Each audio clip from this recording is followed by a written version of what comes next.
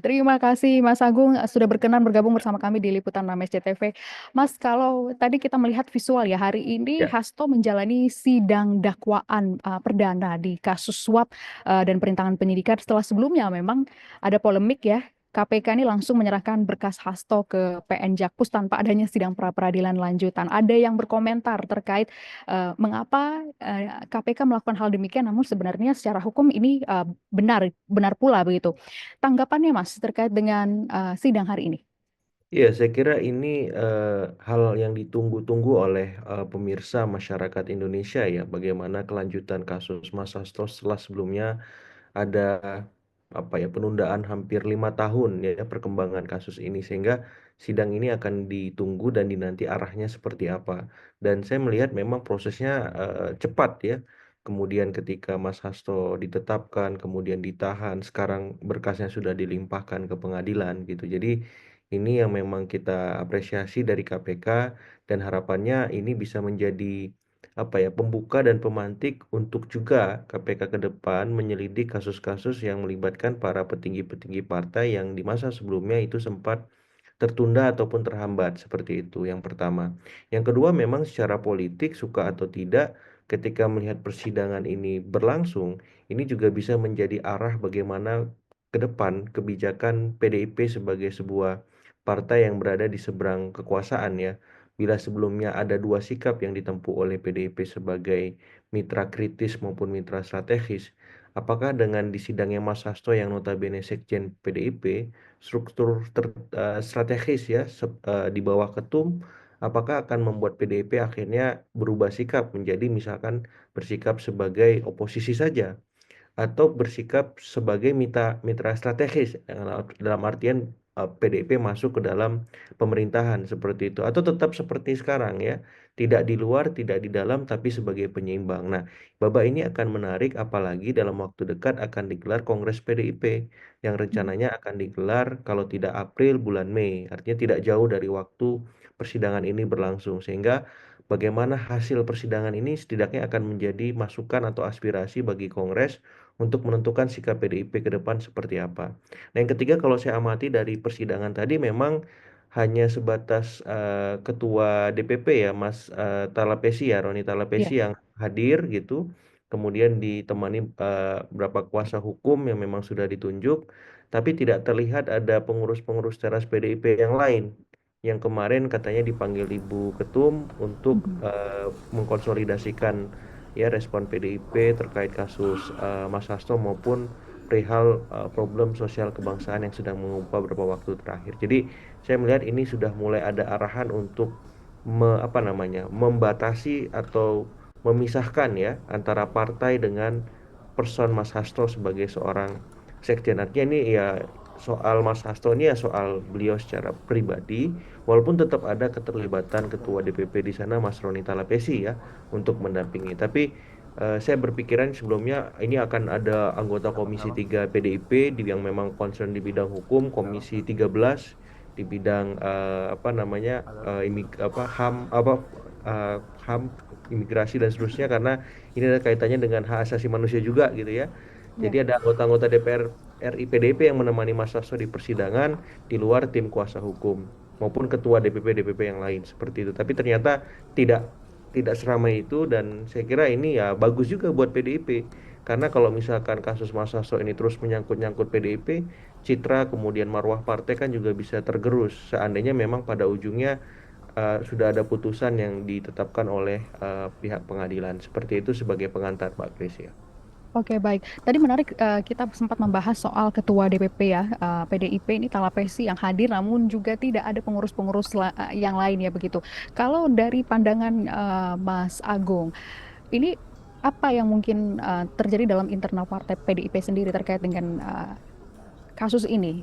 Iya, PDIP ini kan sebenarnya milik semua kader-kadernya ya, bukan sebatas sekjen ataupun atau ketum, walaupun tidak bisa dimungkiri peran keduanya sangat besar. Tapi dengan adanya pembatasan atau pemisahan kasus ini terhadap partai, setidaknya Mhm. bisa membuat semua pihak di internal menjadi objektif.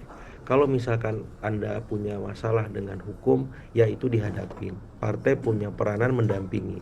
memberikan kuasa hukum terbaik, tim pengacara yang hebat untuk menyelesaikan proses itu. Nah, peran partai hanya sampai di situ. Nah, kalau ini jauh, terlampau jauh sampai mengikuti semua hal, khawatirnya tadi ya, citra Mhm. minor akan melekat ke PDIP dan itu tidak baik bagi PDIP berikutnya karena publik akan melihat bagaimana ya respon PDIP saat menghadapi kasus-kasus hukum semacam ini. Apalagi dalam beberapa waktu terakhir beberapa kader-kader PDIP juga dipanggil kan.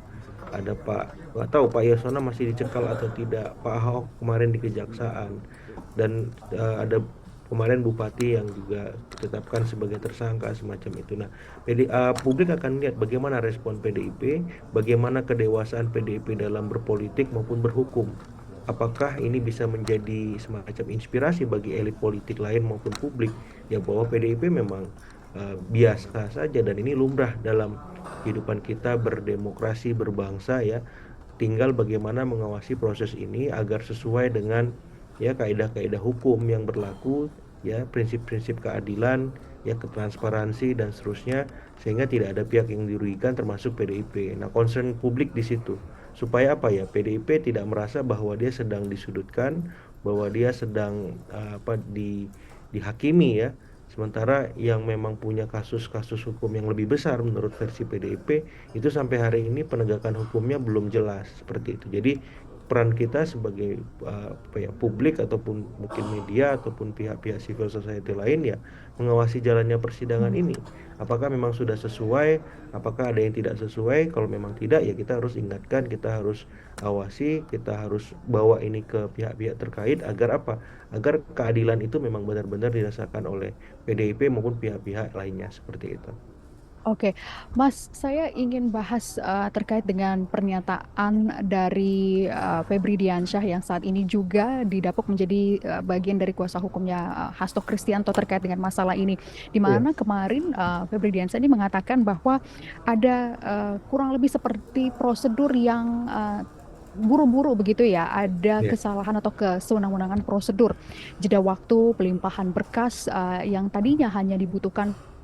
Maksud saya dibutuhkan waktu kurang lebih seminggu hingga 2 minggu, kemudian dipercepat hanya menjadi 1 hari. Ini yang disoroti oleh PDIP dalam sidang hari ini. Ada sejumlah kejanggalan begitu.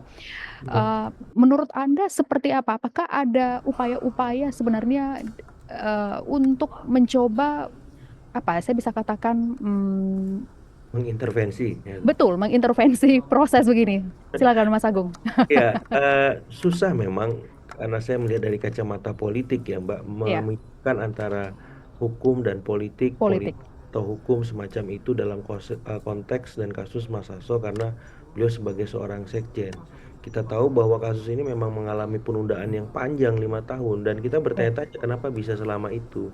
Dan tidak bisa dimungkiri memang pada masa itu ya PDIP memang sebagai partai pemenang pemilu dan berkuasa sampai kemudian berpisah haluan dengan Presiden Jokowi yang sebelumnya menjadi kader dan kini sudah dipecat. Jadi nggak bisa dimungkiri, hanya kekuatan politik lah yang dalam tanda petik bisa menunda selama itu. Kekuatan lain Mhm. kayaknya agak susah. Kalau hukum itu kan hitam dan putih, salah dibawa, kalau benar ya udah gitu. Jadi dalam konteks ini ya saya melihat uh, muatan politiknya kental. Tapi kalau sekarang ditanya muatan politik itu ada atau tidak, saya juga masih melihat ada. Tapi lebih dominan hukumnya. Kenapa? Karena ini kan sudah ada di persidangan. Tinggal kita lihat Mhm. secara objektif saja apakah proses yang dilakukan KPK itu ada yang bermasalah atau tidak sesuai dengan aturan. Nah, jadi teman-teman PDIP, publik secara keseluruhan ya bisa memelototi ini bareng-bareng dan ini medan yang terbuka kan, tinggal bagaimana bukti-bukti saksi-saksi yang dilampirkan baik oleh jaksa penuntut ataupun pihak PDIP bisa membuktikan mana yang memang benar dan mana yang salah semacam itu. Kalau dihukum kan hanya dua itu. Nah, silakan nanti kalau ada proses politik yang mau dilakukan oleh PDIP, apakah di parlemen, di eksekutif, dan di hal-hal lain untuk merespon ini, asal tidak mengganggu ya pemerintahan dalam konteks rakyat secara keseluruhan seperti kemarin sempat mengemuka Mhm. penundaan ke retreat Mbak Gracia itu kan Iya. kita sayangkan tapi kan kemudian direvisi. Jadi PDIP mau memanggil misalkan KPK ke Komisi 3 ataupun nanti Komisi 13 ada bidang HAM di situ memanggil KPK, silakan. Itu bagian dari proses politik yang sah, yang diakui oleh konstitusi kita, maupun ada arahan-arahan lain yang memang itu menjadi ya instrumen orkestrasi kekuasaan PDIP dalam level pemerintahan kita seperti itu. Silakan. Tapi ini ada proses hukum yang harus dijalankan dengan mekanisme yang sudah jelas dan tegas ya, hitam dan putih. Kalau politik kan bisa abu-abu seperti itu. Silakan lakukan proses keduanya, tapi jangan dicampur adukan. Sampai pada satu momen ya ini ada putusan tetap seperti itu. Oke, kalau dari Mas Agung sendiri melihat PDIP Ya. saat ini juga ada potensi untuk wait and see juga ke depannya terkait dengan sejumlah anggota-anggotanya. Atau saya bisa perkecil kembali Hasto Kristianto yang saat ini terkena kasus hukum begitu. Ya, saya lihat memang PDIP agak susah untuk berdiri dalam konteks hitam dan putih juga.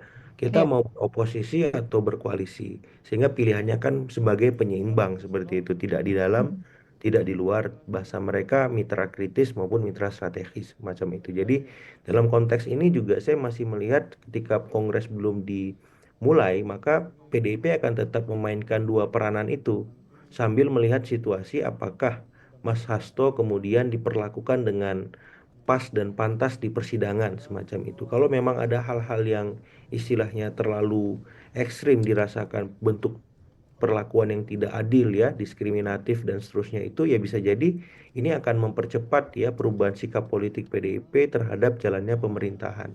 Sedikit banyak ada arahan itu, tapi saya melihat memang PDIP dalam konteks ini mengikuti semua alur ya, proses hukum yang sudah ditetapkan oleh KPK kemudian sekarang sudah masuk ke meja hijau dan saya mengapresiasi sikap PDIP itu dan ini bagian dari ya cara kita apa ya berdemokrasi, berhukum dan berbangsa karena PDIP ini kan partai besar punya sejarah panjang. Kalau PDIP sudah menunjukkan praktek semacam ini, ya elit-elit lain otomatis akan juga melakukan hal yang sama ketika mereka tersangkut soal hukum dan ketika sekjen di istilahnya tersangkut kasus ataupun menjalani persidangan ini kan sebenarnya hal biasa Mbak Gresia ya.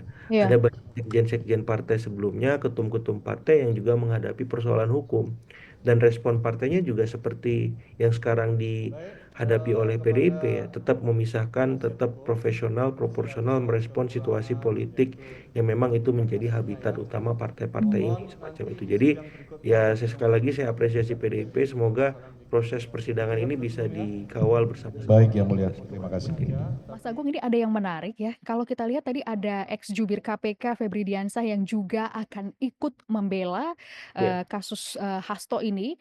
Kalau Mas melihat dengan keterlibatan dari Febri Diansah ini, apa yang mungkin akan ditawarkan oleh Hasto dan tim ya terkait dengan kasus ya ini? Mas Febri ini kan Mm-mm. apa ya Mbak tahu dapur KPK ini jeroan-jeroan KPK. Betul, Saya justru betul. agak kaget juga beliau menerima sebagai apa ya kuasa hukumnya Pak Hasto gitu. Jadi secara profesional memang nggak ada soal, tapi memang saya agak menyayangkan karena seperti ada semacam etika yang memang Ya. beliau lupa ya bahwa idealnya memang beliau tidak mengambil kasus ini karena ini akan punya semacam apa ya konflik of interest juga kita tahu semacam itu karena beliau kan juga apa ya Pernah pernah menjadi lama, bagian.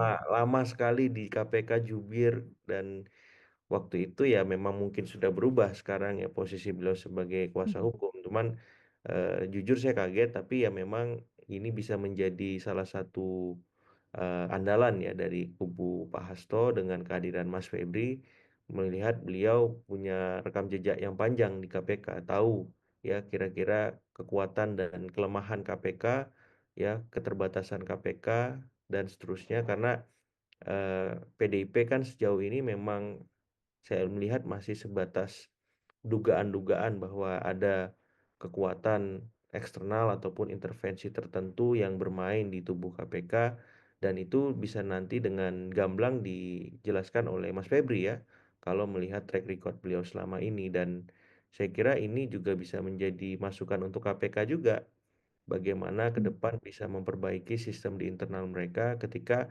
pola-pola ya semacam ini terulang lagi. Jadi setelah Mas Febri nanti ada teman KPK lagi yang jadi kuasa hukum, KPK-nya juga harus siap gitu. Karena Mm-mm. hal semacam ini akan sangat mungkin dan lumrah terjadi ya, melihat memang KPK menghadapi banyak kasus-kasus hukum yang cukup menyita perhatian publik. Ya termasuk ya saya kira nanti banyak juga petinggi-petinggi partai yang beberapa waktu terakhir sebenarnya punya arahan ya ditunggu ya pengusutannya sejauh mana karena di periode sebelumnya sempat disebut-sebut semacam itu dan bisa jadi juga ada keterlibatan ex KPK lain dan itu mau nggak mau harus memaksa ya KPK memastikan sistem di internal mereka solid dari mulai ya menyelidiki, menyidik ya kemudian menahan sampai nanti di proses persidangan atau sebelumnya menetapkan sebagai tersangka seperti itu sehingga ini positif juga sehingga KPK ke depan menjadi lebih baik, lebih berkualitas ketika misalkan menetapkan seseorang sebagai tersangka sampai mereka bersidang di pengadilan seperti itu. Oke, Mas, pertanyaan kami kepada Mas Agung terakhir ini ya, Mas ya. Ya, ya, Walaupun ini terakhir, tapi bukan berarti jadi tidak penting begitu ya. Nah, Mas, sebenarnya tadi kita sudah sempat bahas di awal. Jadi, apakah Mas Agung juga melihat optimistis bahwa sebenarnya setelah kasus ini PDIP masih akan tetap solid? ya. Kalau PDIP ini kan memang 100% itu apa ya kekuatannya di Ibu Mega ya ketumnya gitu Iya, apa ya pemilik kuasa mandat dari Kongres. Jadi kalau ditanya solid atau tidak, saya melihatnya solid. Tapi oke. memang untuk memastikan soliditas itu kan perlu figur sekjen, Mbak Grace ya. Nah, saya Iya. berharap ketika Bu Mega dalam konteks DPP punya arahan untuk ngegas, maka dia perlu sekjen yang bisa ngerem. Supaya apa? Supaya komunikasi politik PDIP dengan semua pihak itu bisa berjalan lancar. Tidak seperti sekarang. Ini Ibu Meganya ngegas, Pak Hasto sebagai sekjen juga ngegas nih. Akhirnya buntu komunikasinya. Untunglah ada Mbak Puan di DPR yang itu memberikan warna tersendiri bagi PDIP. Sehingga komunikasi kemudian lobby-lobby politik yang memang intens dilakukan tetap berjalan dan berlangsung.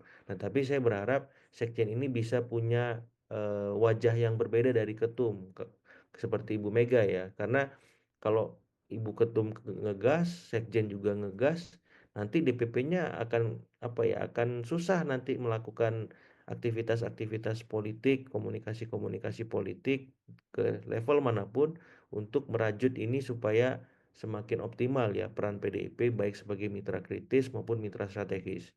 Jadi kalau ditanya solid, solid, tapi solid yang saya maksud di sini baik di level internal dan secara khusus ketika Kongres ditetapkan, secara eksternal tampilan PDIP lebih baik lagi seperti itu.